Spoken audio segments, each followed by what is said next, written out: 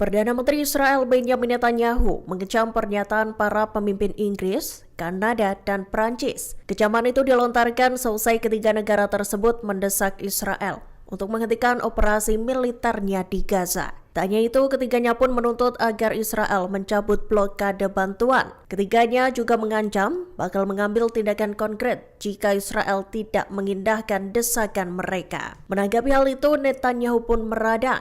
Dikutip dari Tribun News, Rabu 21 Mei 2025, Netanyahu menuding ketiga negara tersebut justru memberi hadiah pada Hamas. Ia juga menyebut Prancis, Inggris, dan Kanada mengabaikan hak Israel untuk membela diri. Lebih lanjut, Netanyahu menegaskan bahwa Israel tak akan menyerah pada tekanan internasional. Ia menyebut tuntutan ketiga negara itu malah membuka jalan bagi lebih banyak kekejaman terhadap warga Israel.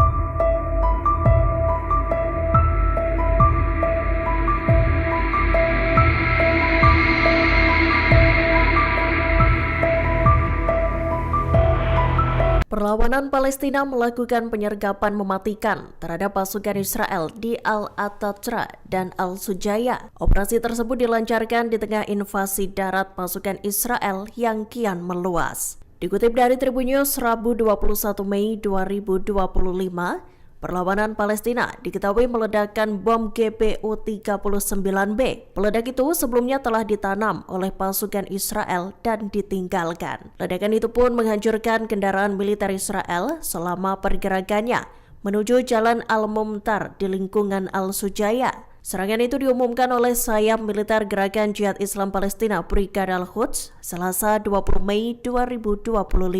Seiring dengan itu, militer Israel pun mengonfirmasi kematian salah satu tentaranya. Prajurit IDF itu tewas selama konfrontasi yang berlangsung di Gaza Utara.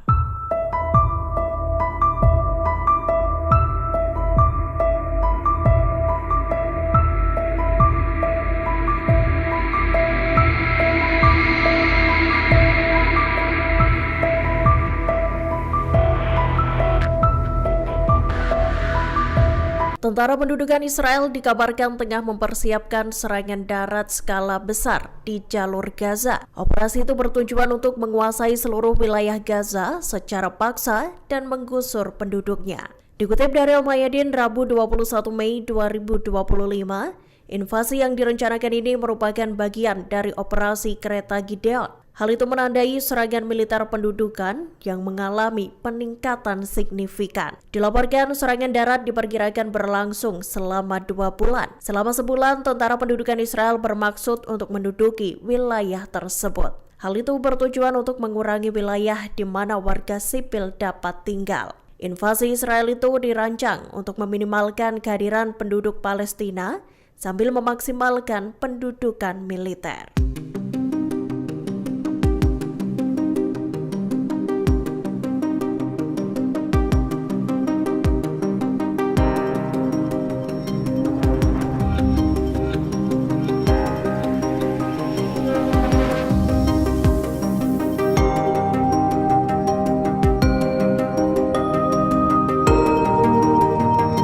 Parlemen Spanyol tengah mempertimbangkan proposal berisi larangan perdagangan senjata ke negara-negara yang terlibat genosida, termasuk Israel secara eksplisit. Diketahui proposal itu digagas oleh Sumar, anggota koalisi pemerintahan bersama partai oposisi, Podemos dan Kiri Republik Catalonia. Dikutip dari Tribun News, Rabu 21 Mei 2025, setidaknya ada 176 suara yang mendukung proposal itu. Sementara itu, 171 suara lainnya menolak. Meski mosi ini tidak mengikat secara hukum, hasil pemungutan suara mencerminkan tekanan politik terhadap pemerintah Perdana Menteri Pedro Sanchez untuk meninjau kembali kebijakan ekspor senjata, khususnya ke Israel. Jika kebijakan ini resmi diterapkan, Spanyol dapat menjadi negara Eropa pertama yang secara eksplisit memutuskan hubungan militer dengan Israel. Hal itu berdasarkan pelanggaran hak asasi manusia di Gaza.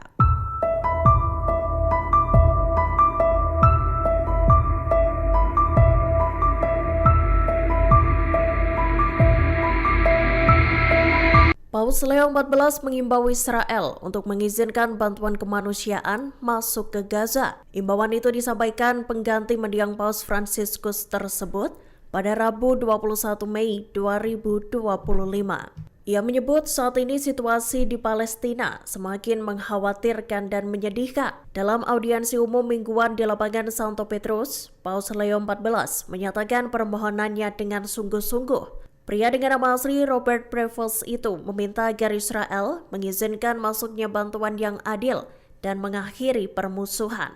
Pasalnya, menurut Paus Leo, peperangan itu dibayar mahal dengan kematian anak-anak, orang tua, dan orang sakit di Gaza. Ini bukanlah kali pertama Paus Leo menyerukan dukungan terhadap rakyat Palestina. Sebelumnya, dalam pesan minggu pertamanya, Paus Leo XIV bahkan menyerukan gencatan senjata segera. Ia juga meminta Hamas untuk membebaskan seluruh sandera Israel yang masih ditawan.